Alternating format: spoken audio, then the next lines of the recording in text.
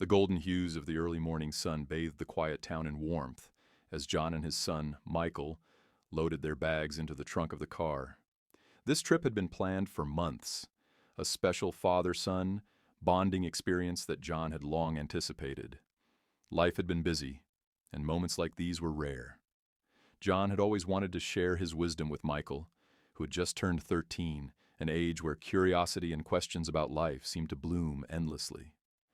"Are you ready, kiddo?" John asked with a smile as he closed the trunk. Michael grinned and nodded. "Yeah, Dad. I can't wait to see the mountains."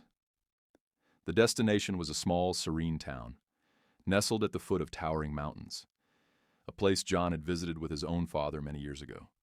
It was a place of memories, and he wanted to pass on the tradition to his son. As they got into the car and set off on the road, Michael gazed out of the window, watching the world pass by in a blur of colors. The drive was long, stretching across miles of winding roads and vast landscapes. At first, they filled the time with laughter and light-hearted conversations about school, friends, and Michael's dreams of becoming an astronaut. But as the journey continued, John knew he had to seize the moment to impart something deeper. "Michael," John started, his voice calm but firm, "I want to tell you something important. Something my father once told me." Michael turned to his father, intrigued. "What is it, Dad?" John took a deep breath, keeping his eyes on the road. "Life is like this journey we're on. Sometimes it's smooth, sometimes it's rough. But the most important thing is how you drive through it. No matter what, never lose sight of your destination. And more than that, always remember the people who travel with you." Michael listened intently, his young mind absorbing his father's words. "You see, son," John continued, "when I was your age, I thought life was about winning, about being the best, about proving myself. But as I grew older, I realized something else. Life is about love, kindness, and the memories we create with the people we care about. No matter how successful or rich you become, if you don't have love and kindness in your heart, it will all feel empty." Michael nodded, though he was still young to fully grasp the depth of his father's words. "Does that mean I shouldn't try to be successful?" he asked. John chuckled. "No, son, not at all.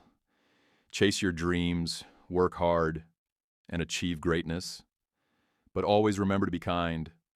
Success means nothing if you step on others to get there. True success is measured by the lives you touch and the love you give."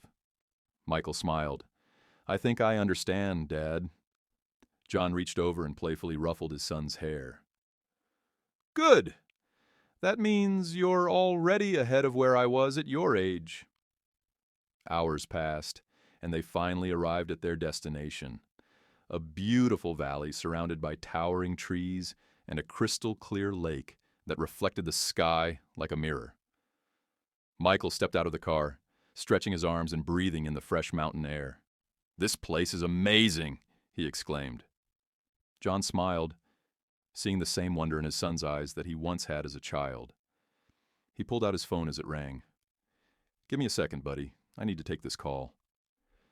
Michael nodded and wandered toward a nearby field where children were playing. They laughed, ran, and seemed to radiate an aura of pure joy. Their eyes gleamed with something almost otherworldly, as if they carried secrets beyond human understanding. Something about them drew Michael in. He took a step forward, then another. Then a sudden blaring horn cut through the air. John, still on the phone, turned just in time to see the horrifying scene unfold before him. A car, speeding down the narrow road, was heading straight toward Michael. Time seemed to slow as John's heart pounded in his chest. He shouted his son's name, dropping his phone as he lunged forward, but it was too late. The sound of screeching tires, a deafening crash, and then silence.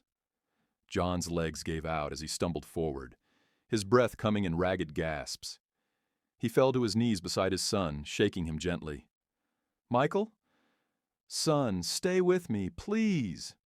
Tears streamed down his face as he cradled his son's broken body in his arms. His mind refused to accept the reality before him.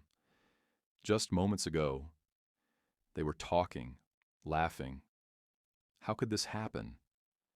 And then he saw them. The children Michael had been walking toward were no longer just children. They stood in a semicircle, their innocent faces now illuminated with a divine glow.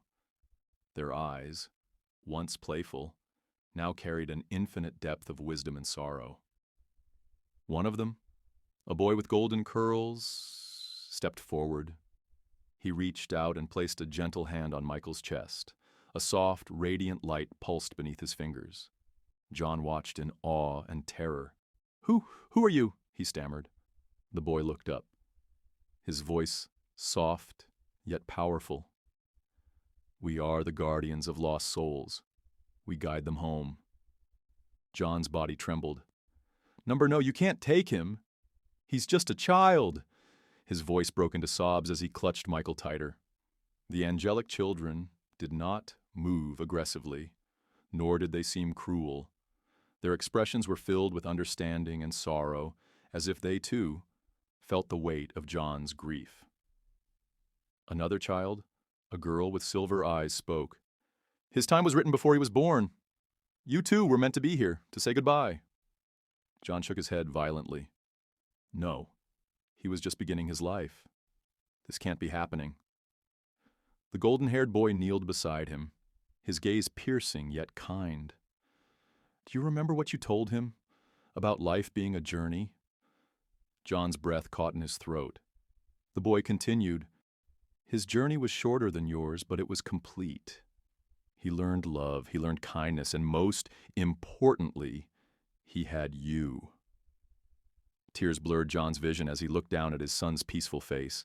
The pain in his heart was unbearable, but deep inside, he knew the boy spoke the truth.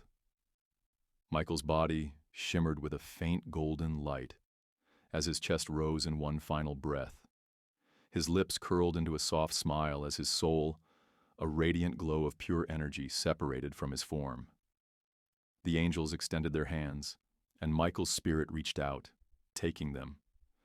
He turned to his father, his voice echoing like a whisper in the wind. "Thank you, Dad. I love you." John choked back a sob. "I love you too, son. Always."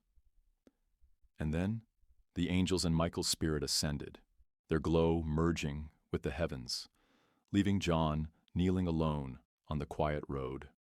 A life remembered. The days that followed were filled with sorrow, but also with the wisdom Michael had left behind. John found comfort in the words he had once spoken to his son, that life is about love, kindness, and the people we travel with. Michael's journey had been short, but it had been full. He had loved and been loved in return. And John knew that someday, when his own journey reached its end, they would meet again. John remained kneeling on the road long after the angels had disappeared, the weight of grief pressing down on his chest like an unbearable burden. The world around him seemed distant, muted. Nothing felt real anymore. The once beautiful valley, the lake shimmering under the sun, the towering trees. Everything had lost its meaning. People gathered, murmuring in hushed voices, but John barely noticed them. The paramedics arrived, their voices gentle yet firm as they tried to pull him away from Michael's lifeless body. He resisted at first, unwilling to let go, but deep down, he knew there was nothing more he could do. As they carried his son away, John stood motionless, his heart aching with every beat. He turned his gaze toward the empty field where the angelic children had stood, but they were gone. Only the soft whisper of the wind remained, carrying with it the last echoes of Michael's voice. That night, as John sat alone in the hotel room they were supposed to share, he found himself staring at the stars. A memory surfaced. Michael, as a little boy, asking if people became stars when they died. Maybe, just maybe, his son was now shining among them,